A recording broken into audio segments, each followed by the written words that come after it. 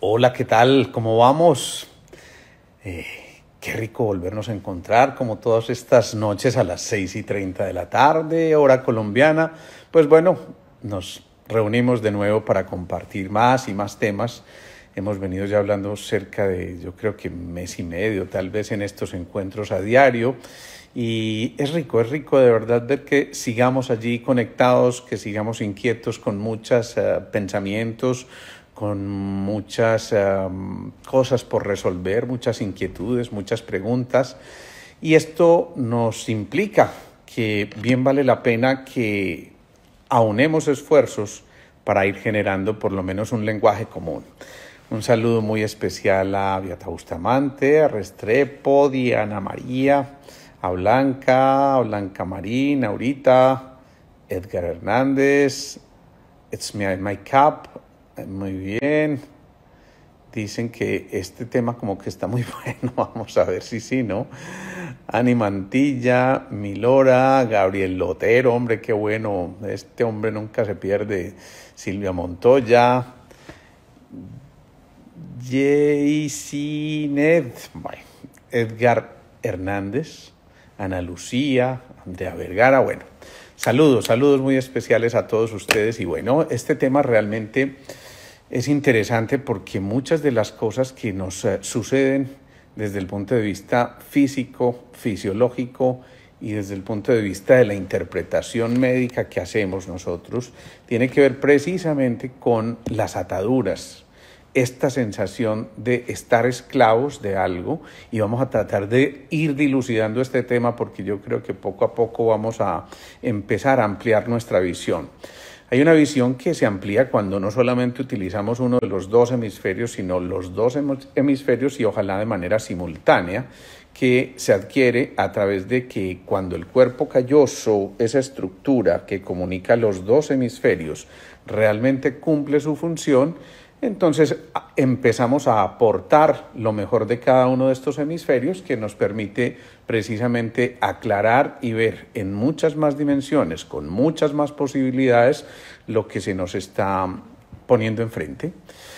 Liberar las ataduras es un tema, entonces, yo diría, absolutamente apasionante, porque lo hemos dicho en varias ocasiones, el mayor don del ser humano es la libertad, y por lo tanto no podemos renunciar a eso que es tan importante, a eso que precisamente nos ayuda a rescatar algunos de los arquetipos más fundamentales.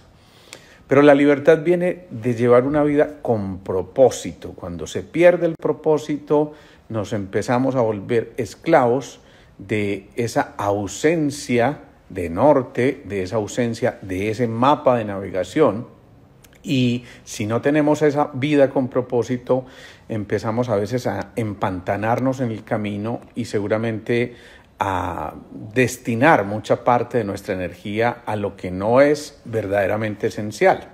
Y obviamente cuando decimos este tipo de cosas, pues la primera pregunta que surge es, bueno, ¿de qué estamos siendo esclavos? Y esa es una pregunta que yo les quiero plantear para que la piensen así, apenas en segundos. Si yo les pregunto esto, ¿qué es lo primero que se les viene a la cabeza? ¿De qué estamos siendo esclavos? ¿Qué nos tiene atados? ¿Qué no nos permite movernos con libertad? ¿Qué nos hace sentir entre rejas? ¿Qué no nos permite también expresar los máximos potenciales? Y yo imagino entonces que allí ya hay una cantidad de respuestas. Alguien puede decir, a ver, sin duda, y una de las respuestas más frecuentes últimamente es, yo me siento esclavo del trabajo. Me siento esclavo del trabajo. Alguien decía que si lo que haces lo haces con pasión, entonces no vas a necesitar agenda para recordarlo y por lo tanto no lo vas a interpretar como un trabajo, sino como una excusa para gozar. Y ese trabajo puede ser el de la oficina, pero puede ser también tu trabajo como ama de casa o como padre, o simplemente el trabajo que tiene que ver con todo el desarrollo de tu profesión y de la expresión máxima de tu profesión.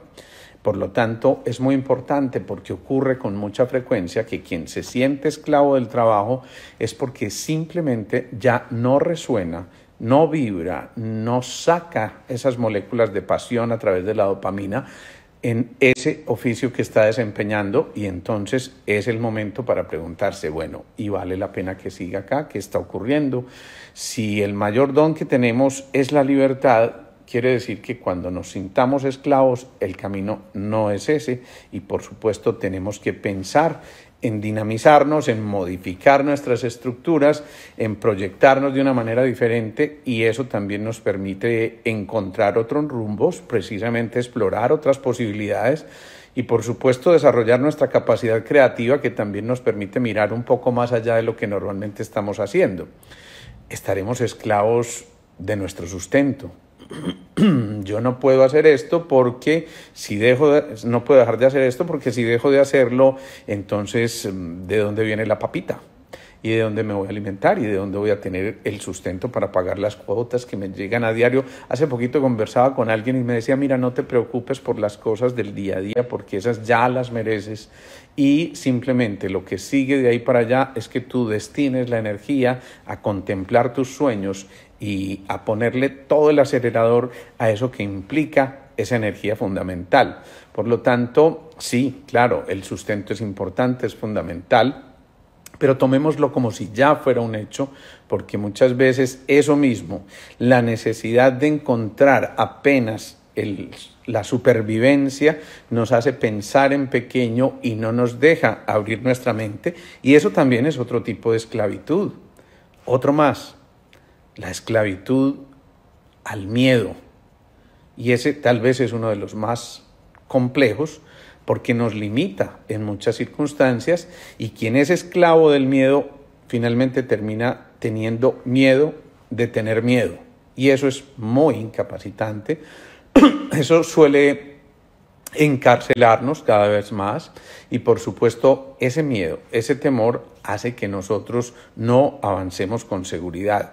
En ese despertar de la conciencia, donde nos damos cuenta de que el miedo solo se vence desde el amor, en ese momento empezamos nosotros a darnos cuenta de que realmente si no andamos en el corazón, si no nos comunicamos desde ese corazón, es muy posible que estemos siendo esclavos de las emociones infradiafragmáticas, generalmente en relaciones con el miedo. Así que muy importante enfrentar esos miedos. Seremos esclavos también de la necesidad de aprobación. Veía una paciente por estos días que me decía, mira, yo soy la única hija mujer y realmente he tenido ciertas dificultades en el reconocimiento de mi familia, en la aprobación de mi familia, seguramente porque han querido cuidarme de la mejor manera, pero esto ha implicado que muchas veces no se acepte mi rol de mujer como suficiente y capaz para desempeñar algún tipo de actividad. Y en esto entonces ella se ha quedado muy enredada porque simplemente no alcanza a expresar muchas de sus emociones y muchas de sus cosas por querer agradarle a los otros, y esto limita por completo su funcionamiento desde el punto de vista social, pero también lo que debe desempeñar en su rol de familia. Muchas de estas cosas hacen que estemos como encogidos, y esa sensación de encogimiento puede llevar a espasmos complejos que se van volviendo crónicos y que hacen que la gente empiece a asumir una posición como de agachada, como de meter la cabeza dentro del cuerpo, así como hace la tortuga, y esto no es otra cosa que esconderse y estar alejándose de la verdadera libertad. Por lo tanto, la necesidad de aprobación es más interior, es más personal. Cuando tú te apruebas a ti mismo, cuando tú te aceptas a ti mismo con tus limitaciones y por supuesto también con tus dones y talentos, estás encontrando que ya renuncias a esa necesidad de reconocimiento para que finalmente este venga como consecuencia de tus actos. Bienvenido el reconocimiento, pero que ese no sea el motivo, lo que nos mueva a hacer lo que debemos hacer, porque en esa búsqueda muchas veces dilapidamos mucha parte de nuestra energía, y perder esa energía significa entonces probablemente consumir parte de la energía de reserva, que va a hacer que también entonces tratemos de refugiarnos y de no gastar un gramo más de energía, porque esto puede representar desde el punto de vista del sistema energético vital una amenaza global al sistema. ¿De qué más solemos ser ego? Y yo sé que más de uno de ustedes se lo está preguntando en este momento, debe haber muchísimas respuestas en este instante, pero otra de las cosas complejas, ser esclavos del ego. Recordemos, el espíritu y el ego no se mezclan, son como el agua y el aceite. Si estás viviendo desde el espíritu, muy seguramente ya no necesitas de la presencia de ese ego y seguramente que es la manera de irlo descartando para que vayamos realmente realizando nuestros sueños, nuestras expectativas. Cuando empezamos a soñar desde la libertad, suele aparecer ese diablotín del ego que nos dice no, y lo sabotea. Ese gran saboteador nos dice, a ver, yo soñaba con vivir en esa casa de campo tan espectacular que yo me imaginé, y llega el ego y te dice, no, pero pues valiente gracia vivir en la casa de campo, no, uno solo, por allá aislado en el mundo, no, qué pereza. Y después dije, no, rico, porque yo me lo soñaba, por ejemplo, escuchar ese gallo cantando en la madrugada, y el ego llega y te dice, no, pero delicioso uno vivir escuchando el gallo por la mañana, a las 5 de la mañana, tenerse que levantar. No, pues qué gracia es esa. No, pero es que sueño con cultivar mis propias hortalizas y mis propios verduras. No, pero delicioso, pues uno ganarse un lumbago por eso.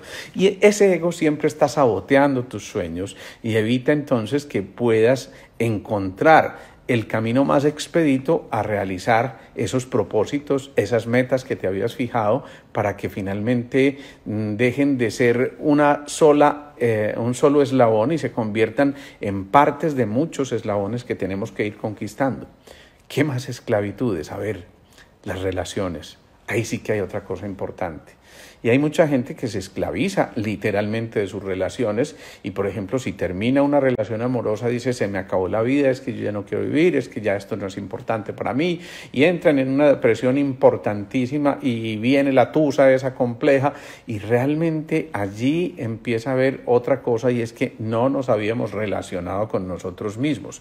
El que encuentra la libertad, recordemos que con eso empezamos la charla, y deja de ser esclavo, por supuesto, empieza a hacerse consciente de que las relaciones primarias las tiene que desarrollar consigo mismo para encontrarse precisamente en ese tipo de estructuras que le permitan caminar libremente, sin ningún tipo de atadura y que le permitan de nuevo conquistar su sistema de creencias. Pero también a veces somos esclavos de las creencias y hay creencias muy positivas, por supuesto. Cuando yo creo algo positivo y afirmativo, sin duda que esto vale la pena cultivarlo, pero cuando soy esclavo de mis creencias negativas, entonces vienen lo que hemos denominado como las profecías autocumplidas. Yo no voy a ser capaz de esto, es que esto no fue hecho para mí, es que yo no estoy preparado para esto, es que qué pereza los lunes porque siempre son aburridores, es que no me gusta ir a las fiestas porque de ninguna manera, menos mal que llegó el COVID,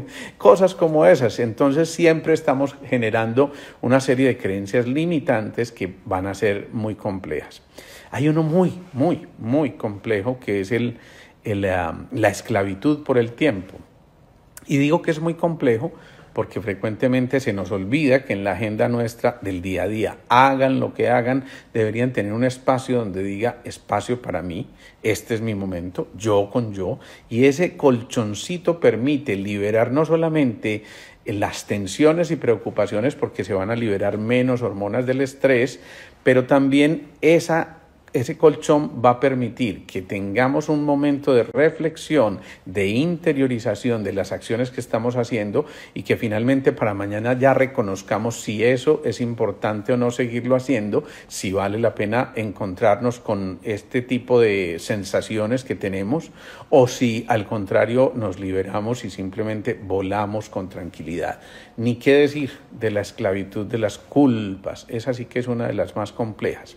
Recordemos que las culpas generalmente se reflejan en el cuarto centro, allí donde está el timo, y muchas veces las culpas se han acumulado de mucho tiempo atrás, inclusive sin pertenecernos a nosotros.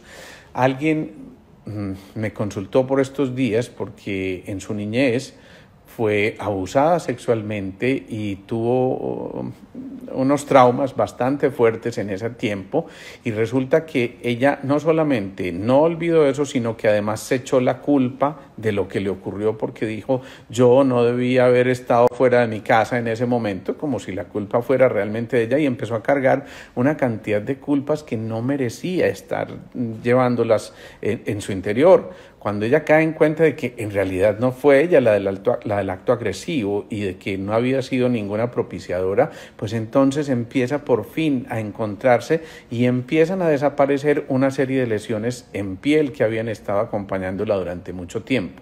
Recuerdo también el caso de una paciente muy especial, porque además es dramático. Ella había iniciado su vida sexual más o menos a los 17 años, pero muy prontamente quedó en embarazo y no quería tener ese bebé porque truncaba todos sus sueños, todas sus expectativas, decide abortarlo, pero después de que ocurre, ella no aguanta ese sentimiento de culpa y empieza a llevar esto adentro. Pasa todo el proceso del aborto, pero ella sigue cargando con eso y finalmente nunca pudo y dijo, mi manera de redimir mis culpas es irme para un monasterio, y empezó a estudiar o a llevar una vida religiosa, pero no porque tuviera la vocación, sino porque simplemente quería autocastigarse. Esta mujer que consulta sin contarnos esta historia anterior, ella consulta realmente es por un lupus eritematoso sistémico, que es una enfermedad autoinmune que suele afectar prácticamente todos los órganos y sistemas, pero cuando estamos tomando el pulso es muy chismoso, el pulso nos cuenta muchas cosas. Uno puede preguntarle al pulso, hago un paréntesis aquí, a través de la arteria radial, que es la que está en esta zona, y en general de todas las arterias, pasan los grupos de hierro de la hemoglobina, de la sangre. Y cuando pasa un grupo de hierro a través de una especie de envoltura que allí, se genera una especie de bobina, y esa bobina genera un campo electromagnético a su alrededor, que es lo que finalmente detectamos. Pues bueno, a ese campo electromagnético uno puede preguntarle muchísimas cosas, y lo que yo hago es preguntarle a ella mentalmente, digo, bueno, dime algo respecto a sus edades que tenga que ver con su enfermedad actual. Y le digo, bueno, ¿te ocurrió algo en relación con esto que tenga que ver con su desarrollo de la enfermedad al año de edad, a los 2, 3, 4? Y sigo preguntándole al pulso. Cuando encuentro que hay algo importante, normalmente el pulso cambia enormemente. Es lo que nosotros llamamos una señal autónoma vascular positiva o un VAS positivo. Pues precisamente cuando estoy preguntando las edades 15, 16, 17, esto se exacerba. Le pregunto, hermana, ¿a usted le ocurrió algo especial a sus 17 años? Ella casi que se brinca de la camilla muy asustada. Dice, ¿usted qué está haciendo? ¿Por qué me está preguntando eso? Y de pronto ya cuando se serena y yo le explico lo del pulso, ella me dice, le voy a confesar el secreto más grande de mi vida, me ocurrió esa historia que les acabo de contar. Pero cuando encontramos eso, esto nos hace comprender que ella había cargado una cantidad de cosas que no le correspondían, y bueno, seguramente por su inmadurez, por la situación que hubiera sido, no entramos, insisto, a calificar ni mucho menos a enjuiciar algún tipo de acto. Yo pienso que cada quien es libre desde su modo de ver las cosas y desde su contexto, nunca olvidar los contextos, de tomar las decisiones que quiera tomar. Una cosa es lo que yo pienso, pero cada ser piensa completamente distinto, y por supuesto eso es absolutamente respetable, por lo menos desde mi punto de vista. Lo cierto es que cuando empezamos a hacer esa sanación, hay una técnica que se llama una técnica de restitución. Uno puede perfectamente permitir que ese ser que había encarnado encuentre su rumbo y simplemente se dirija a ese reino de las almas, pero además que se genere esa sensación del perdón interior. Entre otras cosas, hay un libro muy especial que les recomiendo, se llama El amor y la culpa, de Joan Borisenko, que habla precisamente de cómo procesamos a veces nuestras culpas y de lo que pueden significar desde el punto de vista biológico. Así que lo que hacemos con esta mujer es ayudarle a entender ese proceso, hacerle ver la película como si la persona que es hoy abrazara a la que fue en ese momento la abrazara compasivamente, le dijera vamos a salir, estamos procesando todo esto que ocurrió, ya basta de culpas, ya basta de seguir cargando cosas que no nos corresponden, y llevar finalmente esa imagen al corazón donde se transmutan todas esas emociones. Insisto, mi misión por lo menos no es la de entrar a enjuiciar absolutamente para nada, eso lo hará cada quien y el de arriba por supuesto, pero definitivamente la intención es quitar todo eso que se ha cargado durante tanto tiempo, y el resultado es que pasa algo que en medicina en realidad no tiene una explicación muy clara. Ese paciente que es cero positivo, es decir, que tiene anticuerpos para el lupus, normalmente nunca los va a negativizar, y sin embargo encontramos que posteriormente, cuando hacemos las mediciones en sangre, ya no están detectables estos anticuerpos y empiezan a revertirse muchos de los síntomas que ella estaba presentando. Entonces, ojo con lo de las culpas. A veces también nos esclavizamos con los alimentos, y esto sí que es duro, ¿no? Porque en el afán de hacer muchas dietas para tratar de rebajar 1 o 2 kilos, nos quedamos precisamente reteniendo, porque lo que se resiste persiste.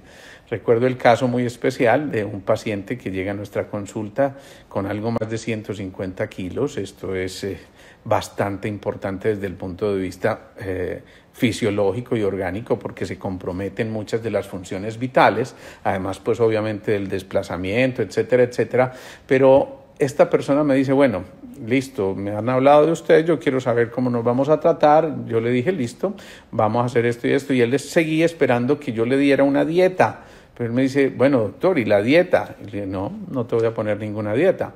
¿Cuántas dietas has hecho? Me dice, no, pues yo he hecho por lo menos 15 o 20 dietas y la verdad rebajo 3 o 4 kilos, pero 2 semanas después subo 4 o 5, ¿no? O sea que no, realmente no modifico mucho mi esquema, y precisamente por eso no te voy a poner una dieta, porque las dietas frecuentemente, hay excepciones por supuesto, pero frecuentemente son prohibitivas, y todo lo prohibido es bueno. Entonces precisamente lo que estamos es incitando a que se coman muchas cosas. Yo lo pongo a hacer más bien 2 cosas. 1, a visualizar como si ya fuera un hecho eso que él quiere llegar a ser. Por supuesto, por ejemplo, cosas como qué talla quieres usar de pantalón, o qué te imaginas tú usando como talla en tu ropa en tanto tiempo, si realmente pudieras llevar a cabo un proceso adecuado. Él dice, esta talla, listo, ya es un hecho. Vas a visualizarte todos los días como si ya estuvieras metido dentro de esa talla que quieres medir, y entonces por supuesto empezamos a hacerlo. Él empieza a visualizar a eso, y le digo, además vas a agregar solamente un contenido a tu alimentación, y ese contenido se llama conciencia. Y si yo voy a tratar de rebajar, yo voy a comerme el pedazo de torta, le pregunto a mi conciencia, y si mi conciencia me dice, a ver en qué estamos, si queremos rebajar o no, es muy posible que ya no haya esa resistencia, es que me la tengo que comer, sino que la conciencia te está hablando, pero con plena libertad, porque la conciencia no te castiga, la conciencia simplemente abre e ilumina tu mente para que no sientas la necesidad de saciar con algo externo a algo que tú debes resolver en tu interior, que suele tener que ver, entre otras cosas, con la sensación de vacío, con el apego, con lo que necesitas de los otros o del entorno para poder precisamente llegar a esa sensación de plenitud que por alguna circunstancia no estás disfrutando. Así que partir, insisto, desde el resultado, visualizarse como si ya fuera un hecho que estoy utilizando esa talla y que me veo muy bien, pero que además en el escenario me veo como cuando la gente me pregunta, wow, pero ¿cómo hiciste para perder tanto peso? Pero ya es un hecho, no es que voy algún día tal vez, quién sabe, no, ya es un hecho, insisto. Esa es la diferencia entre fe y certeza, lo hemos dicho entre fe y esperanza, perdón. Bueno, y también hay otra cosa que es muy importante, y es la esclavitud a las tenencias, a aquello que hemos adquirido, a lo mejor con mucho esfuerzo, pero las cosas deben estar al servicio nuestro y no nosotros al servicio de las cosas. Por eso, a veces, cuando nos esclavizamos de estas cosas, ocurre lo que decía Facundo Cabral. Él decía, el conquistador se vuelve esclavo de lo que conquistó. Es decir, que jodiendo se jodió, decía él en alguno de sus encuentros muy especiales. Así que preguntémonos, ¿por qué vale la pena plantearnos esto? ¿De qué estamos siendo esclavos? ¿Qué es lo que no nos permite avanzar? Y yo planteo otra pregunta en este momento. Si tú tuvieras el dinero y el tiempo suficientes en este momento, ¿seguirías haciendo lo que estás haciendo? Si tuvieras los recursos suficientes y el tiempo disponible, ¿seguirías haciendo lo que estás haciendo? Ojo, si la respuesta es no, es porque lo que estás haciendo hoy no te satisface a plenitud y entonces vale la pena que te interrogues si debes seguir haciendo eso que estás haciendo, porque eso también es un tipo de esclavitud. Si al contrario, a pesar del dinero y el tiempo disponibles, seguirías gozando, disfrutando, poniéndole el toque de azúcar, como dice Celia Cruz, seguramente ahí se modifica nuestra actitud frente a las cosas y por más dinero que tuviéramos, por más tiempo que tuviéramos disponible, significa que estaríamos también saciando esa necesidad de encontrarnos con el placer a través de lo que estamos realizando, que ya insisto, deja de ser un trabajo, deja de ser un gasto energético para convertirse casi que en el arte de la vida, en el arte del movimiento y poder así entonces empezar a soñar con que podemos conquistar el espíritu. Recuerden, ese conquistar el espíritu nos obliga a abandonar ese ego que nos está persiguiendo y seguramente que nos está permitiendo también encontrarnos con la única unidad, esa a la cual pertenecemos y con la cual estamos ligados. Ya lo vimos en esa charla del campo cuántico, cómo ese entrelazamiento cuántico ya nos permite mantenernos unidos, vinculados el resto de nuestras vidas, porque de alguna forma esos fotones, esas ondas, esas partículas ya establecieron un diálogo permanente que nunca va a ser abandonado. La pregunta es, ¿vale la pena continuar siendo esclavos? ¿O vale la pena ir en búsqueda de la libertad? Y si conquistas la libertad, ¿qué vas a obtener a través de ello? Y si obtienes eso que quieres obtener, ¿qué sigue? ¿O te vas a quedar también allí anclado? Si la vida es movimiento, si la vida es libertad, si la vida dista mucho de ser esclavitud, ¿qué estamos esperando para tomar decisiones? Recuerden que las decisiones vienen de cortar, y ese cortar es ya, y ese cortar no es de a poquitos, ese cortar es de una vez por todas, porque si no, realmente duele. Eso es como si ustedes fueran al odontólogo y le dijeran, mire, sáqueme, pero media cordal apenas, ¿no? Eso sería absolutamente absurdo, porque además estaríamos prolongando una sensación dolorosa o molesta o lo que fuera, pero además imagínense qué vamos a hacer, pues, ¿no? De esa forma, lo que estamos diciendo es, cuando renunciamos a la esclavitud, estamos dando un paso certero hacia la libertad. Y ya vemos qué cantidad de tipos de esclavitudes están allí con nosotros y por qué es importante entonces que a partir de ahora decidamos ir en búsqueda de ese rumbo para poder dejar una huella en el sendero, pero una huella claramente expresada desde la libertad. Vamos a llevarnos las manos al corazón.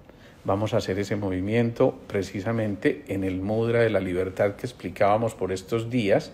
Nos llevamos las manos ahí al corazón, respiramos lenta y profundamente, cerramos los ojos si nos es más fácil. Visualizamos entonces cómo vamos precisamente disfrutando de esa libertad a través del movimiento respiratorio. Cuando no somos libres, generalmente restringimos la libertad. Recuerden ustedes cuando jugaban cuando niños a los escondites, ¿no? Y precisamente uno casi que ni respiraba para que no lo encontraran, para que no lo hallaran. Pues bueno, ya es hora de salir del escondite y finalmente permitirse respirar con plena libertad. Establecemos ese movimiento respiratorio lento, profundo, rítmico y pausado.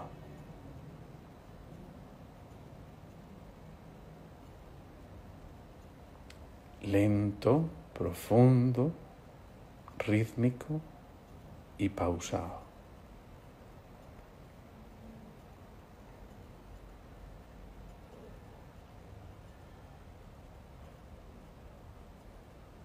Y ahora, por supuesto, nuestro pensamiento semilla para hoy va a ser la palabra libertad. Y vamos a visualizar eso que identificamos que estaba generando ataduras en nuestro interior.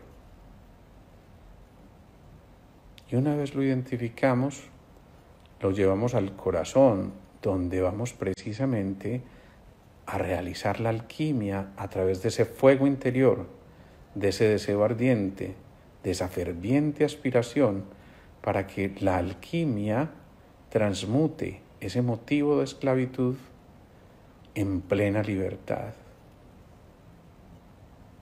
Nos repetimos mentalmente respecto de ese objeto que hemos encontrado como señalador de nuestra esclavitud, y a este le llevamos ese pensamiento semilla: libertad.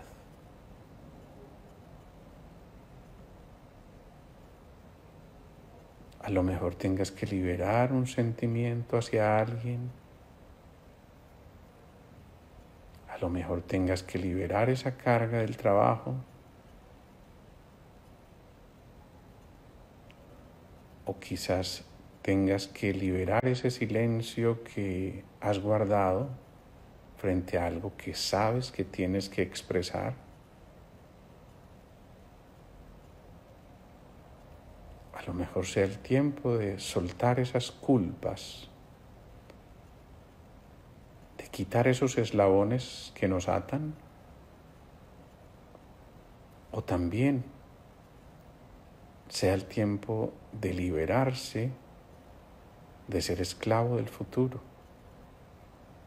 o esclavo del pasado.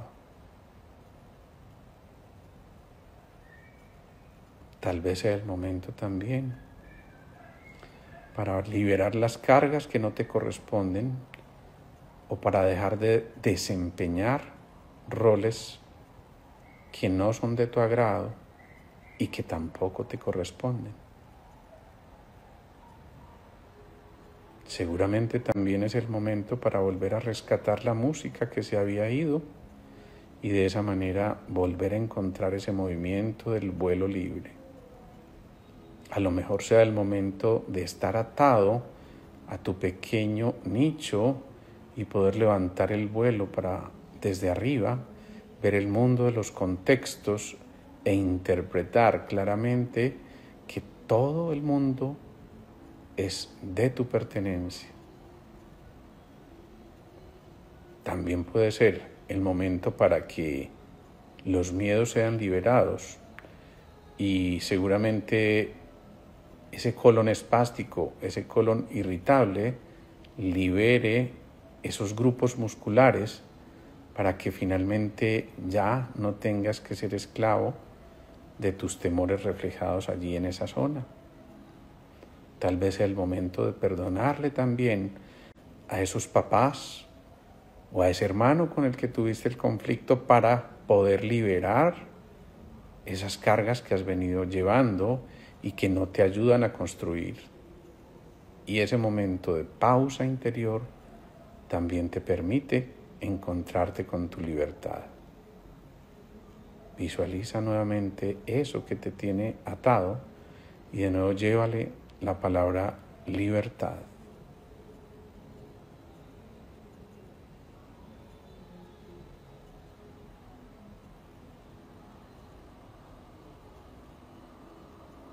Respiramos lenta y profundamente.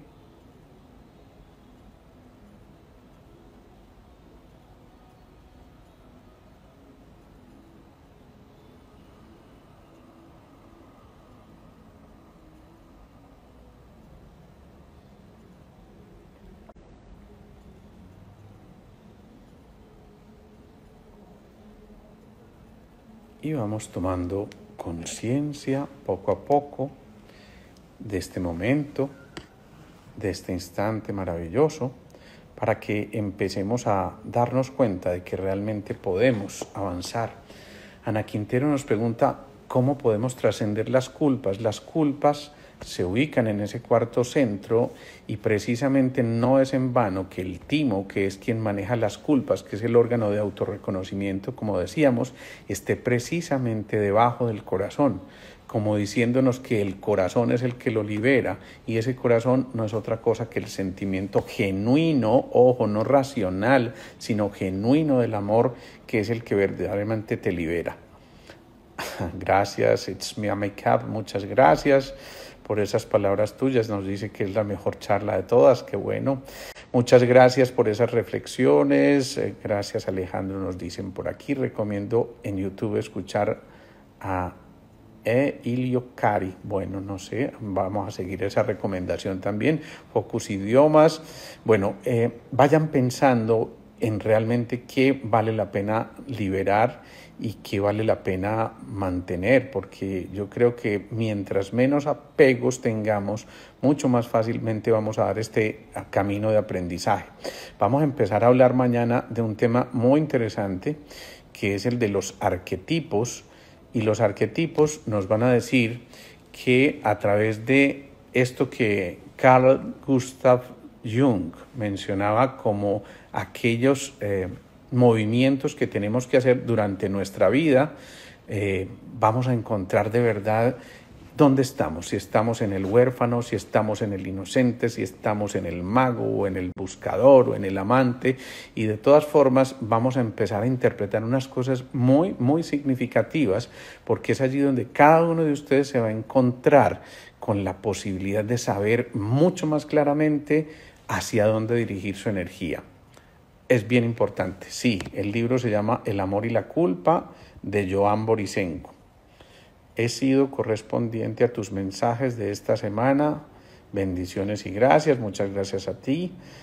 Bueno, muy bien. De esta manera vamos llegando así al final de esta emisión, como se dice.